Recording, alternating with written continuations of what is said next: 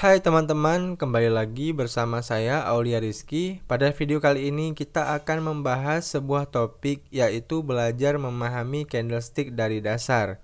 Jadi pembahasan ini cocok untuk kalian yang trading di saham, cryptocurrency, forex maupun binary option. Memahami candlestick dari dasar ini adalah tutorial yang sangat wajib kalian ketahui, karena ini merupakan ilmu dasar yang harus dipelajari bagi para trader di dunia trading. Jadi kita akan mulai dengan sebuah pertanyaan, apa itu candlestick? Jadi candlestick itu adalah salah satu jenis grafik harga yang biasa digunakan dalam analisis teknikal.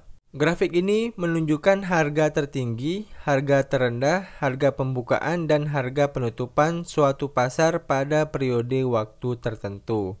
Istilah candlestick chart digunakan banyak trader untuk menunjukkan harga, karena secara visual, grafik candlestick mudah dipahami dan informasi yang disajikan dalam setiap candlestick cukup lengkap. Candlestick umumnya digunakan untuk trading jangka pendek, sehingga lebih cocok digunakan oleh trader.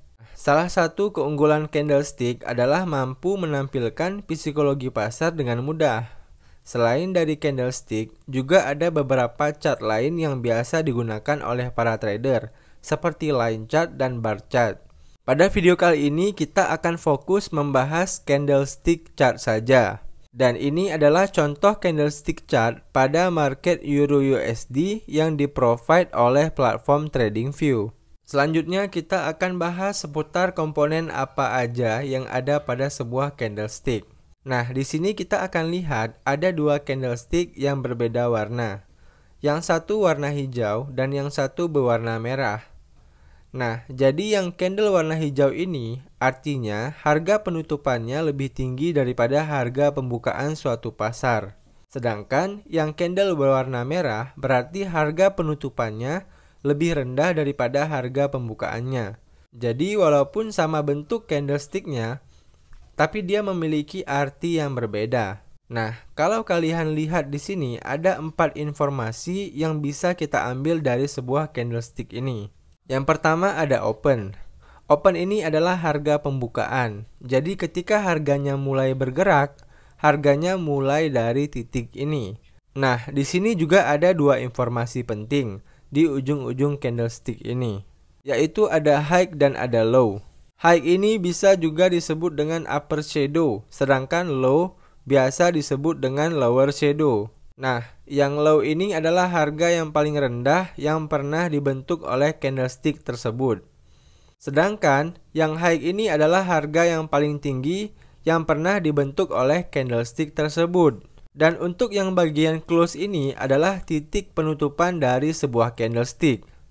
Dan juga seperti yang saya jelaskan di awal, kalau opennya ada di bawah lalu close-nya berada di atas, maka itu adalah candle hijau atau biasa disebut dengan candle bullish atau naik. Sementara jika opennya lebih tinggi daripada close-nya atau candle penutupannya berada di bawah candle pembukaan, maka itu adalah candle merah atau candle bearish atau turun. Dan satu candlestick ini memproyeksikan dari pergerakan harga dalam satu periode waktu tertentu. Maksud dari periode tertentu itu apa? Kalau kalian lihat di TradingView teman-teman, ini ada detik, menit, jam, hari, minggu, bulan. Jadi satu candlestick ini kalau kita bukanya di time frame satu hari, artinya satu candlestick ini melambangkan harga selama satu hari. Dan kalau kita pilih time frame 1 jam, itu artinya satu candlestick ini melambangkan harga selama 1 jam. Jadi untuk lebih mudahnya kita bisa langsung lihat di platform TradingView dengan time frame 1 hari. Nah, di sini kita bisa fokus ke candlestick berwarna hijau ini. Di bawahnya juga ada keterangan bahwa candlestick ini melambangkan pergerakan harga Euro USD pada tanggal 28 Oktober 2021. Karena dia candle berwarna hijau, maka seperti yang kita bahas tadi, titik opennya lebih rendah daripada titik close-nya. Kita bisa lihat di sini titik opennya berada di 1.16021, sementara titik close-nya berada di 1.16776. Lalu untuk titik high dan low-nya, kita juga bisa lihat di sini bahwa Euro USD pada tanggal 28 Oktober 2021 pernah mencapai titik tertingginya yaitu di 1.16917. Walaupun dia tetap close-nya di 1.17776. Dan juga untuk low-nya, Euro USD pada tanggal 28 Oktober 2021 pernah mencapai titik terendahnya yaitu di 1.15803. Begitu juga dengan candle bearish atau candle merah. Kita akan menggunakan contoh candlestick di tanggal 29 Oktober 2021 ini. Karena dia candle berwarna merah, maka titik open-nya lebih tinggi daripada titik close-nya. Kita bisa lihat di sini titik open-nya berada di 1.16789. Sementara titik close-nya berada di 1.15611. Lalu untuk titik high dan low-nya kita juga bisa lihat di sini bahwa Euro USD pada tanggal 29 Oktober 2021 pernah mencapai titik tertingginya yaitu di 1.16904. Dan juga untuk low-nya, Euro USD pernah mencapai titik terendahnya yaitu di 1.15355. Jadi ingat aja ya teman-teman, untuk harga high dan low itu artinya harganya pernah berada di titik tersebut tapi tidak close di titik itu. Selanjutnya kita akan coba bahas pola candlestick.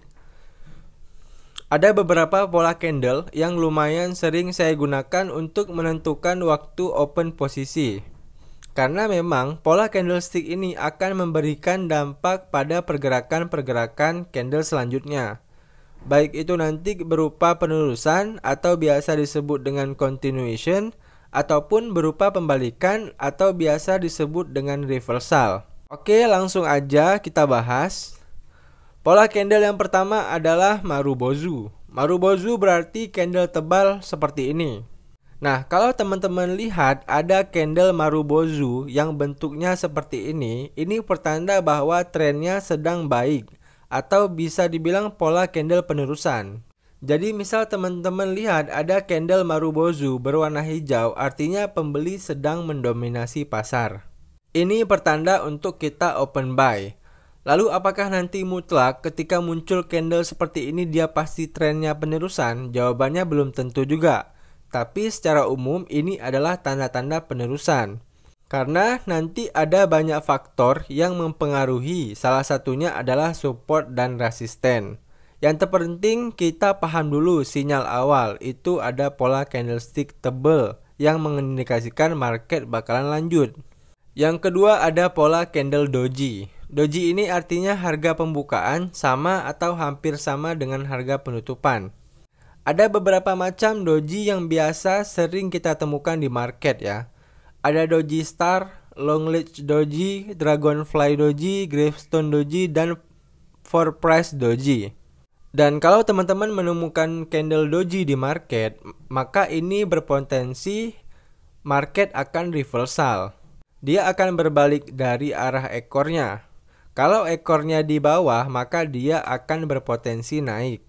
Kalau ekornya di atas, maka dia berpotensi turun. Sekali lagi, ini hanya petunjuk dasar kita saja. Untuk lebih terangnya, kita bisa hubungkan dengan keadaan market saat itu. Pola candle selanjutnya adalah engulfing. Engulfing ini artinya menutupi. Yang ditutupi apa? Yang ditutup adalah candle sebelumnya. Dan tentu untuk memastikan ini ditutup atau tidak, ini harus selesai dulu candlenya ya. Tergantung time frame yang digunakan. Jadi kalau misal di awal itu tren turun, lalu tiba-tiba ada muncul candle hijau yang lebih besar daripada candle merah terakhir itu artinya bullish engulfing. Begitu juga sebaliknya, jika ada tren naik lalu tiba-tiba ada candle merah lebih besar daripada candle hijaunya, maka itu disebut bearish engulfing. Sehingga ini mengindikasikan bahwa marketnya akan berbalik arah atau reversal. Misal di awal trennya naik, lalu tiba-tiba ada bearish engulfing, maka ini berpotensi akan terjadi pembalikan arah tren atau reversal. Dan begitu juga sebaliknya. Karena kalau kita lihat juga di bearish engulfing ini, secara logika candle merah ini kan berarti penjual. Artinya penjual di saat itu sudah mulai dominan terhadap pasar. Maka kalau penjual sudah mulai dominan, artinya arah pasar akan beralih ke arah bearish atau turun. Ya, jadi gampang aja ya untuk engulfing ini. Kalau candlenya lebih besar dan dominan dari candle sebelumnya, berarti dia bisa dibilang candle engulfing. Pola candle selanjutnya ada hammer dan shooting star. Hammer ini selalu berada di tren turun, sedangkan shooting star selalu berada di tren naik. Dan body hammer dan shooting star ini nggak sekecil doji ya. Dia lebih berbody dan emang bentuknya mirip banget kayak palu. Ya, jadi kalau hammer itu biasanya ada di ujung tren turun. Nah, kalau misalnya ada dia nih, maka candle selanjutnya itu berpotensi akan melakukan reversal atau pembalikan arah. Jadi kalau kita membaca secara logika dari karakter candle, ketika ada tren turun, lalu si shadow candle hammer ini mengindikasikan bahwa ada penolakan dari buyer, sehingga dia hanya membentuk lower shadow, tidak sampai close di situ. Nah, jika sudah mulai ada dominasi dari buyer, maka ada kemungkinan candle selanjutnya dia akan berbalik arah menjadi bullish atau naik. Begitu juga dengan candle shooting star. Dia berada di ujung tren atas, kemudian ada penolakan dari seller. Jadi nanti misal muncul setelah shooting star candle merah lagi, kita bisa ikut sell aja ya, meskipun ini nggak pasti. Tapi ini minimal memberi kita petunjuk bahwa ada dominasi kuat dari seller di candle itu. Lalu pola candlestick selanjutnya ada harami. Nah, harami ini kalau kita lihat di teorinya itu seperti orang bunting ya. Jadi candle awalnya panjang, lalu candle setelahnya itu bodinya kecil. Kayak ibu dan perutnya yang sedang hamil. Nah, untuk lebih gampangnya itu, candlestick harami ini adalah kebalikan dari engulfing ya. Jadi kalau engulfing menutup candle di belakangnya, sementara harami itu kebalikannya si engulfing. Candle setelahnya lebih kecil daripada candle sebelumnya. Dia ini lebih valid kalau ukurannya itu separuhnya ya, dan dia juga ada di ujung tren. Atau biasa juga berada di area support dan resisten. Jadi misalnya di tren turun, lalu di ujungnya muncul candle warna hijau lebih kecil daripada candle merah yang terakhir. Ini pertanda bahwa mulai ada buyer yang muncul di sana dan sebagai signal bahwa market akan melakukan reversal. Begitu juga sebaliknya, misal sedang tren naik, lalu muncul candle merah lebih kecil daripada candle hijau di ujung tren atau di resistennya. Maka itu pertanda sudah mulai ada seller di sana dan mengindikasikan akan terjadi pembalikan arah turun. Tapi ingat sekali lagi teman-teman, ada banyak faktor yang harus kita perhatikan. Ini hanya menjadi indikator kita saja untuk mempermudah kita memahami pasar yang sedang berlangsung. Oke, terima kasih. Sekian untuk video kali ini. Semoga video ini bermanfaat buat kalian semua. Dan buat teman-teman yang belum ada grup diskusi tentang forex, kalian bisa join di grup Facebook Ruang Diskusi Forex. Linknya udah saya cantumkan juga di deskripsi. Dan buat teman-teman yang pertama kali mampir ke channel ini, jangan lupa untuk subscribe channel ini dan bunyikan notifikasinya agar teman-teman tidak ketinggalan informasi lainnya dari channel ini. Sekian dari saya, sampai jumpa di video saya selanjutnya.